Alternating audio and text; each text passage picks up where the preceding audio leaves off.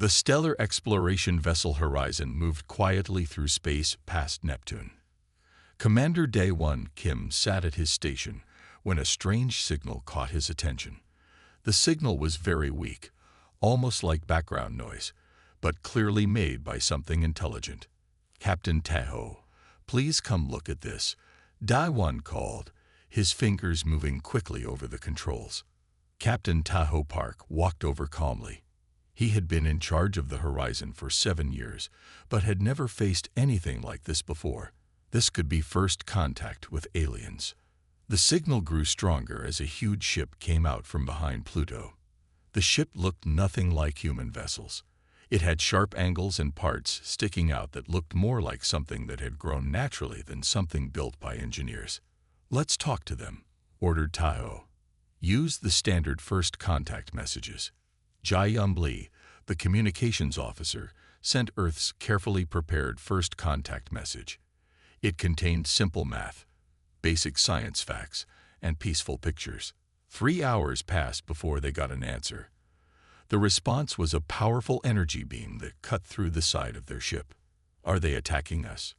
Jae-Young asked in shock. The alien ship, which they later learned belonged to a group called the Tarjan Collective, sent only one message before leaving. "Your territories are now ours. Don't fight back." Back on Earth, the United Space Coalition tried to figure out what had happened. Experts like Professor Han Bin Lee thought it might be a cultural mistake. "Maybe our message seemed threatening to them somehow," he suggested. 3 weeks later, the Tarjans destroyed the research station on Titan, killing all 342 people working there. Earth then knew this was no mistake. War had begun. The news of the attack spread quickly across Earth. People gathered around screens everywhere, watching the limited footage from the Horizon's damaged cameras. The ship had managed to limp back to Mars orbit, where emergency crews rescued the surviving crew members. Day 1 still had nightmares about the attack. 28 crew members had died when the energy beam hit their ship. The medical bay, living quarters, and part of engineering had been sliced away like a knife through paper. Earth's military leaders met in an underground bunker in Geneva. General Jamin Kang pointed to the star map, showing the Tarjan ship's last known position. "They're coming back," he said firmly. "Next time with more ships." The United Nations quickly formed a global defense force. Old enemies became allies overnight. Countries shared military technology and resources. Space agencies combined their efforts to build defensive stations in orbit. In Seoul, Dr. Hai Jin Song and her team worked day and night studying the Horizon's sensor data. "Their weapons operate on principles we've only theorized about," she explained to military officials. "They're using directed plasma contained in magnetic fields." 2 months after the first contact, Earth's orbital scanners detected a fleet of 7 Tarjan warships entering the solar system. They moved in perfect formation, heading directly toward Earth. Captain Tahoe, still recovering from his injuries, was called to address the United Earth Defense Council. "They're methodical and precise," he told the grim-faced leaders. "But they expect us to follow rules of engagement similar to theirs. We need to be unpredictable." The first battle happened near Jupiter. Earth sent 50 small, fast ships built in record time. The Tarjans easily destroyed 30 of them within minutes, but the Earth ships had a secret purpose: to gather data on Tarjan weapons and shields. Their shields flicker for 0.3 seconds after firing their main weapons, reported Suho Kim, the lone survivor of the Jupiter engagement. "It's not much, but it's something we can use." Scientists on Earth worked frantically to develop weapons that could take advantage of this weakness. Meanwhile, the Tarjans approached Mars. The Mars colony, home to 50,000 humans, evacuated as many people as possible. 10,000 volunteers stayed behind, mostly military personnel and engineers who transformed the colony into a trap. When the Tarjans landed troops on Mars, expecting easy conquest, they found a network of tunnels rigged with experimental weapons. Earth forces led by Colonel Inho Park fought a guerrilla war, striking quickly and disappearing into the Martian tunnel system. "We can't beat them with technology yet," Inho told his troops. But we can make them pay for every step they take. The Mars resistance managed to capture a Tarjan soldier. Scientists discovered the aliens had a hierarchical structure that made them vulnerable to disruption of their command chain. Back on Earth, engineers converted thousands of civilian spacecraft into makeshift warships. Mining vessels were fitted with improvised weapons. Communication satellites became early warning systems. Admiral Jin Su Choi addressed the newly formed Earth fleet from his command ship. "The Tarjans think we are primitive and weak," he said. "They expect us to surrender or die. But humans have something they don't understand: creativity born from desperation." The Tarjan fleet reached Earth orbit and prepared for what they thought would be a quick victory. Instead, they faced the full force of human ingenuity and determination. Earth had one advantage: this was home. Humans knew every asteroid, every orbital path, every hiding place in their solar system, and they were willing to use tactics the orderly Tarjans never considered. The war for Earth's survival had only just begun, but humanity had already learned its first lesson about interstellar conflict. Technical superiority wasn't everything. The will to survive could be the greatest weapon of all. General Sun Woo Choi stood in the dimly lit command center, his face illuminated by the blue glow of holographic displays. The images showed Earth's orbital defense stations exploding one by one as the Tarjan warships advanced.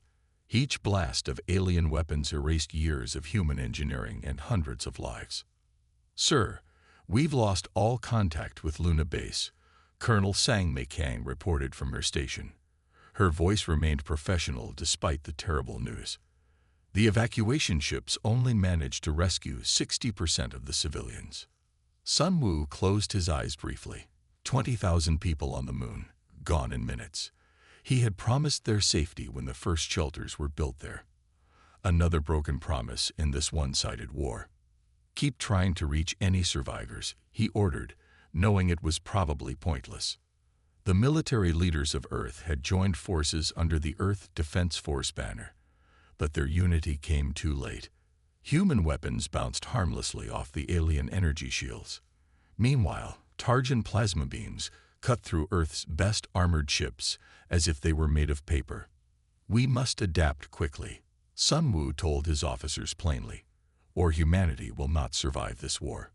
Deep underground, safe from orbital bombardment, scientists worked day and night studying pieces of Tarjan technology gathered from crashed scout ships. In a laboratory beneath Seoul, Dr. Ji-Hoo Park hadn't slept for 3 days.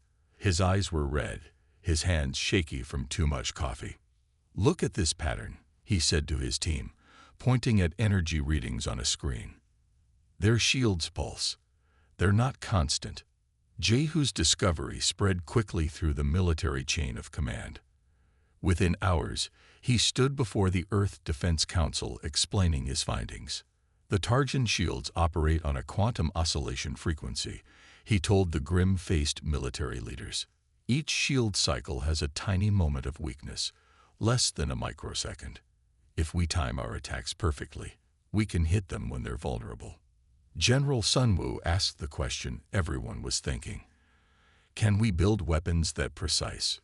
"We already have," answered engineer Hae-Gun Kim. "We can modify our existing missiles to detect and target these shield gaps." 2 days later, a squadron of Earth's fastest fighters launched from a hidden base in the Himalayas. Their mission: test the new targeting systems against a Tarjan destroyer near Venus. Pilot Dong Hyun Nam led the squadron. At 26, he was already a veteran of 3 space battles. He had watched his friends die in one-sided fights against the aliens. This time felt different. "Remember your training," he told his pilots as they approached the massive Tarjan vessel. "Our missiles must hit at exactly the right moment." The Earth fighters appeared on Tarjan scanners. The alien ship turned smoothly, its weapons charging. "Steady," Dong Hyun said, watching his targeting computer. "Wait for the shield flicker." The computer beeped as it detected the pattern in the Tarjan shields. Dong Hyun's finger hovered over the firing control. 3, 2, 1. Fire. he commanded. 8 missiles streaked toward the Tarjan ship. The aliens didn't bother to dodge. Their shields had never failed them before, but these missiles were different. They carried special timing systems that adjusted their speed to hit at precisely the right microsecond. 7 missiles exploded harmlessly against the shields, but one, Donghyun's, slipped through during the brief fluctuation and struck the destroyer's power core. For a moment, nothing happened. Then a blinding flash lit up the space around Venus as the alien ship exploded. The fighters veered away from the blast. "Direct hit," shouted one of the pilots. "The target is destroyed." Donghyun could hardly believe what he was seeing. After months of defeat, humans had finally destroyed a Tarjan capital ship. When the squadron returned to Earth, they were greeted as heroes. News of the victory spread across the planet, bringing hope to billions. In his command center, General Sunwoo watched the celebration with caution. "1 ship down," he said quietly to Colonel Sangmei. 200 more to go. "But now we know they can be beaten," she replied. The general nodded. "Yes, and more importantly, now they know it too." The Tarjans responded with fury. They intensified their attacks on Earth's remaining defenses. 3 major cities were hit by orbital strikes. Millions died. But something had changed. Human fighters now attacked in precisely timed waves, aiming for the shield gaps. For every 20 ships Earth lost, they managed to destroy 1 Tarjan vessel. The odds were still terrible, but better than before. In their orbital command ship, the Tarjan High Commander summoned his war council. "These humans adapt quickly," he told his officers. "They found a weakness in our shields that no other species has discovered in a century of warfare." "It's just luck," argued one sub-commander. "They cannot sustain these attacks." "Do not underestimate them again," warned the High Commander. "Adjust our shield frequencies. Make the pattern random." Back on Earth, Dr. Ji-Hoo Park received the new data from the latest battles. The Tarjans had changed their shield patterns. "They're learning," he told General Sunwoo. "Adapting to our tactics." "Then we must adapt faster," the general replied. All across Earth, factories worked at full capacity building new weapons and ships. Children learned to identify Tarjan vessel types in school. Everyone contributed to the war effort. In orbit around Jupiter, hidden from Tarjan sensors, Earth was building something new, a ship unlike any before, incorporating both human innovation and reverse-engineered alien technology. Colonel Sang Mei Kang was chosen to command this vessel, named Hope. As the ship prepared for its first mission, she addressed her crew. "The Tarjans thought this war would be over quickly," she told them. "They expected us to surrender or die. They never expected us to fight back effectively." She pointed to a display showing Earth, beautiful and blue against the blackness of space. "What the Tarjans don't understand about humans is this. We are our most dangerous when our backs are against the wall. And right now, humanity's back is against the wall." The Hope launched silently into space, the first of a new class of warships that would change the course of the war. Earth's brutal awakening was complete, and the real fight was just beginning. 6 months had passed since the Tarjans declared war on Earth. The first months had been brutal. Earth lost millions of people and most of its space stations, but something unexpected was happening. Humans were starting to win battles. Admiral Min Ho-yoon stood before the holographic map in the underground war room. The display showed the positions of Earth and Tarjan forces throughout the solar system. For the first time, there were more green dots than red ones in some sectors. "Look at their movement patterns," Min Ho said, pointing to the Tarjan fleet formations. "They always follow the same tactics. When we attack from the left, they respond exactly the same way every time." General Yoon-ji Park nodded. "They expect us to fight by their rules, to use only ships against ships, weapons against weapons. But that's not what humans do best," Min Ho replied with a small smile. "We cheat." Across Earth, the entire planet had transformed into a war machine. Car factories now built spacecraft parts. Fashion designers created better spacesuits. Every research lab focused on weapons or defense systems. Even movie studios had converted their powerful computers to run battle simulations. Children as young as 10 participated, using video game skills to help design unpredictable attack patterns that confused the logical Tarjan commanders. Old video games became training programs for new pilots. In the asteroid belt between Mars and Jupiter, Lieutenant Ju-Won Shin and his small team of 12 soldiers had been living in hollowed-out asteroids for months. They moved from rock to rock, setting traps and ambushing Tarjan supply ships. The Tarjans are like clockwork, Ju-Won told his team as they prepared for another ambush.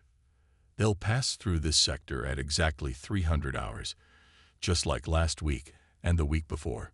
His second-in-command, Sergeant Maicha Kwan, checked her weapon. They never learn, do they? They can't, Ju-Won replied. Their military doctrine hasn't changed in centuries because they've never needed to change it. Until now. When the Tarjan supply convoy appeared, Ju-Won's team was ready. They had planted small engines on nearby asteroids over the past month. Now, with perfect timing, they activated them all at once, sending 20 asteroid fragments directly into the path of the Tarjan ships. The alien vessels tried to evade, but crashed into each other in the confusion. Ju-Won's team picked off the damaged ships one by one, then disappeared back into the asteroid field before reinforcements arrived. Similar guerrilla tactics were happening throughout the solar system. Humans used the natural features of space as weapons and hiding places.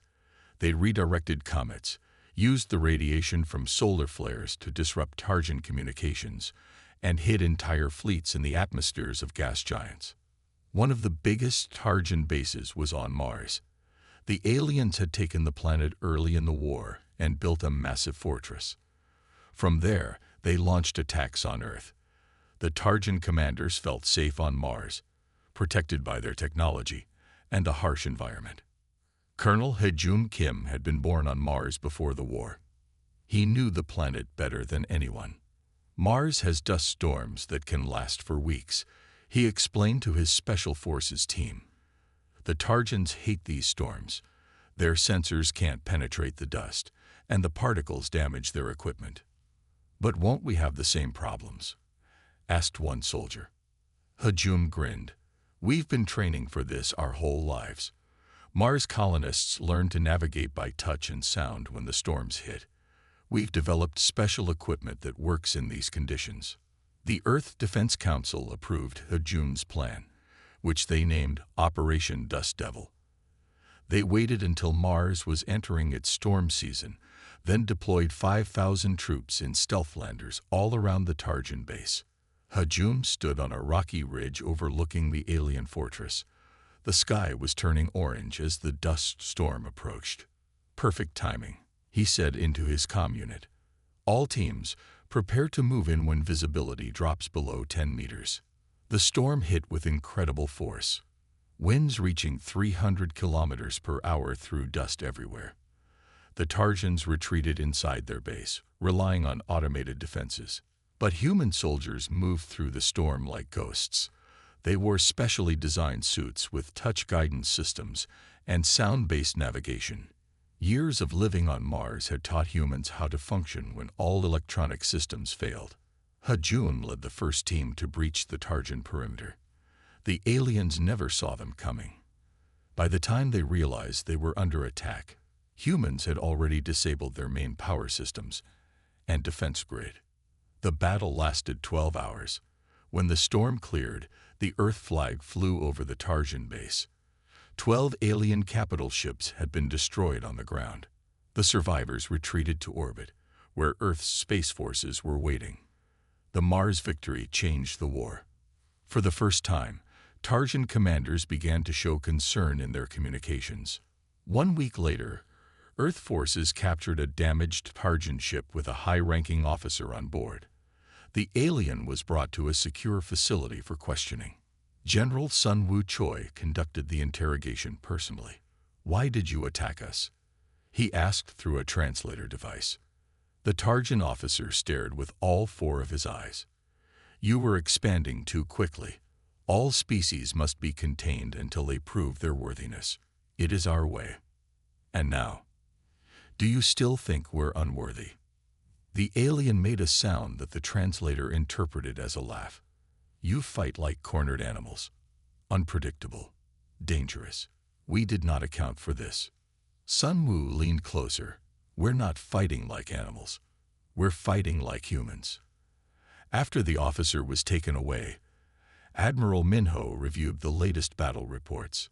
Humans had now destroyed over 50 Tarjan ships while losing fewer of their own. They had recaptured Mars and were pushing the aliens back in every sector. "We're starting to win," Sun Wu said with surprise in his voice. Minho nodded. "Yes, but not because our technology is better. We're winning because we're more creative, more adaptable." The Tarjans made a critical mistake, Sun Wu realized. They thought their superior technology guaranteed victory. They never considered that their greatest weakness would be their rigid thinking. "And our greatest strength," Minho added, "is that humans perform best when the situation seems hopeless." As if to prove his point, a message arrived from Lieutenant Ju-1's asteroid team. They had captured an intact Tarjan communication ship. For the first time, humans would be able to listen to all Tarjan battle commands in real time. The tide of war had truly turned. 1 year after the Tarjans attacked Earth, humans were ready to fight back. After months of defending and retreating, Earth prepared for its first major attack against the alien forces. Military leaders called it Operation Thunderstrike.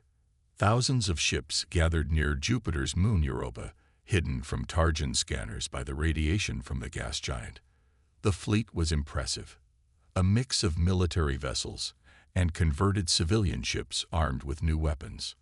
Admiral Bora Kim stood on the bridge of her flagship, the Defiance. The ship had once been a luxury cruise liner that traveled between Earth and Mars. Now it was armored and carried enough firepower to destroy a small moon. Bora looked at the faces of her crew on the main screen. They were connected to every ship in the Earth fleet, young and old, from every country on Earth. They'd waited for her words. "For 1 year, we have fought to survive," Bora said. "We have lost homes, friends, and family. But today, we stop just defending. Today, we start taking back what is ours. Not just our solar system, but our future." The fleet cheered. Bora gave the signal to begin the operation. The first phase involved many small ships attacking Tarjan positions throughout the solar system. These were just tricks to confuse the aliens. The real attack would come later. Dr. Si Jinyu watched from his lab as the fleet moved out. He had spent the past year developing a new engine, the quantum displacement drive. It let ships jump short distances almost instantly, making them nearly impossible to hit. "Will it work?" asked his assistant. Se-Jin touched the lucky charm his daughter had given him before she died in the first Tarjan attack on Earth. "It has to," he replied. The small attack groups did their job perfectly. Tarjan forces spread out to deal with what they thought were the main Earth forces. They didn't notice the large fleet gathering near Neptune. When the main battle began, the Tarjans were shocked. Human ships blinked in and out of existence, appearing in one place, firing, and then instantly jumping to another position. "They can't target what they can't predict," Se-Jin said proudly as he watched the battle data. The new engines weren't the only surprise humans had prepared. Captain Yuna Park and her team had spent months studying Tarjan communications. They had broken the alien codes and learned how to send fake messages. Yuna sat in a small room filled with computers on the moon. Her fingers flew across the keyboard as she inserted false orders into the Tarjan battle network. "Send retreat signals to their left flank," she ordered her team. "Make it look like it's coming from their high command." The effect was immediate. Tarjan ships on the left side of their formation began pulling back, creating a gap in their defense. "Their system is too rigid," Yuna explained to the Earth generals watching her work. "They always follow orders from above without question. Disrupt their command structure, and their whole system falls apart." The Earth fleet pushed through the gap, splitting the Tarjan forces in two. For the first time since the war began, the aliens were retreating. Commander Du Yun Wang led the Stellar Strike Force, a group of fast ships designed to attack enemy supply lines. As the main battle raged, his team slipped behind Tarjan lines. "Target their fuel carriers and ammunition ships," Du Yun told his pilots. "Without supplies, their warships become useless." The Tarjans had never worried about protecting their supply ships. In all their previous wars, no enemy had lasted long enough to attack their logistics. The Tarjans expected to fight a short war. Du Yun told his team as they destroyed their fifth supply convoy. "We've been preparing for a long one." After 3 days of fighting, the Earth fleet had pushed the Tarjans beyond Pluto, out of the inner solar system. For the first time in a year, Earth's skies were free of alien ships. But Admiral Bo-Ra Kim wasn't satisfied with just defending Earth. She ordered the fleet to keep pushing, to follow the Tarjans back to their own territory. "We need to make sure they never come back," she told the Earth Defense Council. "The only way to do that is to take the fight to them." Some council members worried about sending ships so far from Earth. No human had ever traveled beyond the Kuiper Belt, the edge of the solar system. "If we stop now, they'll just rebuild and attack again," Bo-Ra argued. "We must press our advantage." The council agreed, and the Earth fleet pushed onward, deeper into space than humans had ever gone before. 2 months later, they'd reached the first star system controlled by the Tarjans. Everyone expected another battle. Instead, they found something surprising. The planet orbiting the star was inhabited, but not by Tarjans. The creatures there had blue skin and 4 arms. When Earth ships appeared in their sky, they didn't run or fight. They celebrated. Major Jun Seo Lee led the first team to land on the surface. The aliens approached cautiously, then one stepped forward and spoke through a translation device. "Have you come to free us from the Tarjan Collective?" the alien asked. Jun Seo was confused. "What do you mean?" The alien explained that their people, the Novan, had been conquered by the Tarjans 50 years ago. They were forced to mine resources and build ships for the Tarjan war machine. Anyone who refused was killed. "You are the first to ever push the Tarjans back," the Novan leader said with wonder. "Many species have tried. All have failed." Jun Seo contacted Admiral Bo-Ra immediately. This changed everything. The war wasn't just about defending Earth anymore. It was about freeing all the species enslaved by the Tarjans. Bo-Ra called an emergency meeting with her commanders. "The Tarjans have an empire spanning multiple star systems," she told them. "They'd been conquering and enslaving other species for centuries. That explains their massive fleet," said General Tadwan Park. "They'd been using slave labor to build it. And now those slaves see us as liberators." Bo-Ra realized, "We can use this." Within days, Earth made contact with resistance groups on 3 different planets. The Novans provided maps of Tarjan space and information about their defenses. Other species offered to join the fight against their oppressors. What had started as a desperate defense of Earth had become something much bigger, a war of liberation for dozens of enslaved civilizations. As Earth ships prepared to attack the next Tarjan stronghold, Admiral Bo-Ra Kim sent a message to Earth. It contained images of the aliens they had met and their stories of Tarjan cruelty. "We're not just fighting for ourselves anymore," she concluded. "We're fighting for everyone who has suffered under Tarjan rule. And together, we will win." 3 years had passed since the Tarjans first attacked Earth. Now, human ships entered the Tarjan home system. The Earth fleet was led by the flagship EDF Victory. It was the largest human vessel ever built, combining Earth technology with systems taken from captured Tarjan ships. Supreme Commander Jin Wukang stood on the Victory's bridge.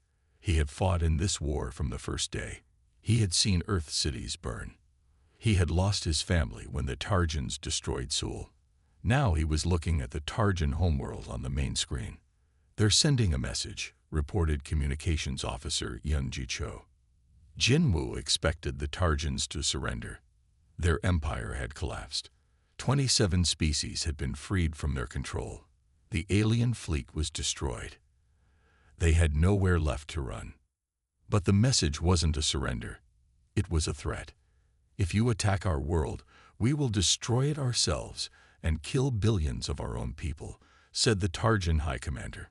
Their deaths will be on your hands. Is that what you want, humans? To be responsible for genocide? Jinwu's officers looked at him, waiting for his response. They still don't understand us at all, Jinwu said quietly to his senior staff. They think we want to destroy them completely. They expect us to be as cruel as they would have been. Intelligence reports showed that the Tarjan leaders had moved their military command centers into the middle of civilian cities. They were using their own people as shields, thinking humans would either have to retreat or kill millions of innocent Tarjans. What are your orders, sir? Asked Admiral Borakim. Jinwu looked at the tactical display. Contact Colonel So-Mi Lee. Tell her to prepare her ground forces for Operation Surgical Strike. So-Mi's team had been training for months for this mission. They were Special Forces soldiers from Earth and other liberated planets. They knew how to fight in the high gravity of the Tarjan world. They had practiced using non-lethal weapons that would work on Tarjan physiology.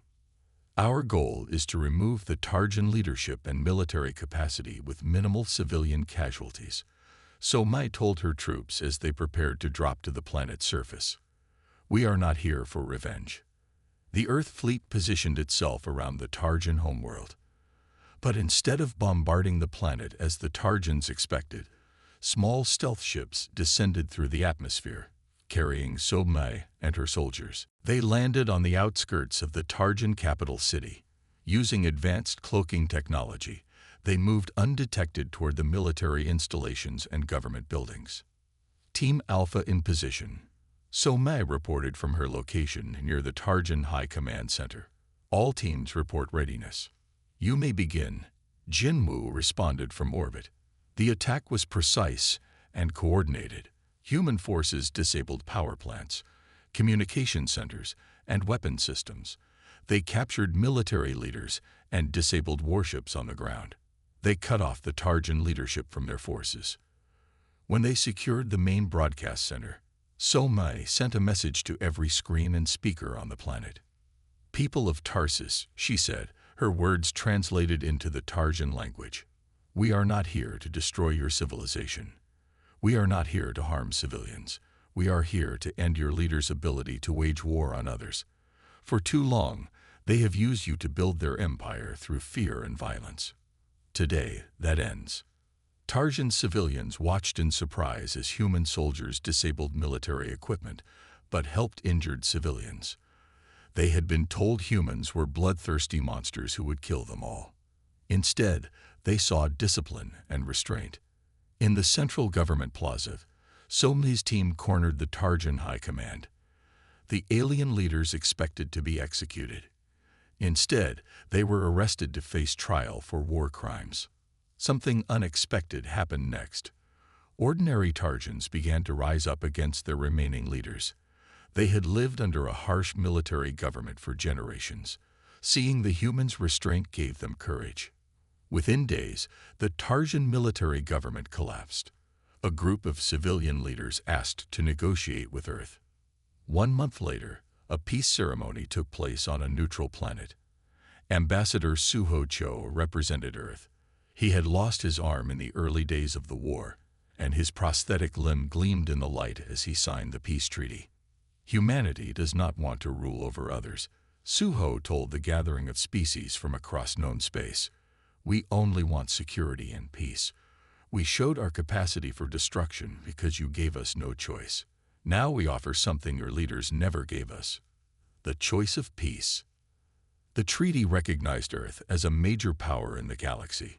Humans would help the liberated species rebuild, and even the Tarjans would receive aid after their government reforms. As the news spread across the galaxy, other advanced civilizations took notice. They had been watching the war from a distance.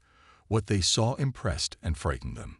The humans are dangerous, but not for the reasons we expected, said one alien observer. They are dangerous because of their creativity. not their cruelty. They could have destroyed the Targans completely, but chose not to. Perhaps most worrying to potential enemies was how quickly humans had advanced. In just 3 years, they had gone from having basic space travel to becoming a major galactic power. They had taken alien technology, improved it, and created entirely new ways to use it. No other species had ever adapted so quickly. If this is what they can do in war, one alien leader said, imagine what they might achieve in peace. On Earth, people celebrated the end of the war. Cities were being rebuilt. The night sky was safe again. Children no longer had nightmares about alien ships. Jin Wukang stood on a hill overlooking the rebuilt Seoul. The city glowed with lights in the evening. Ships from a dozen alien worlds moved through the sky above, bringing trade and knowledge instead of weapons. Was it worth it? Asked Bo-ra Kim, standing beside him. Jin Woo thought of all who had died, all that had been lost. He also thought of the billions who now lived in freedom because humans had fought back. We didn't want this war, he said, but we finished it in a way we can be proud of. In space, human ships now traveled between stars, exploring and building rather than fighting. The Targans had wanted to contain humanity, fearing what they might become.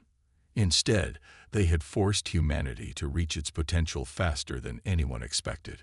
The galaxy would never be the same.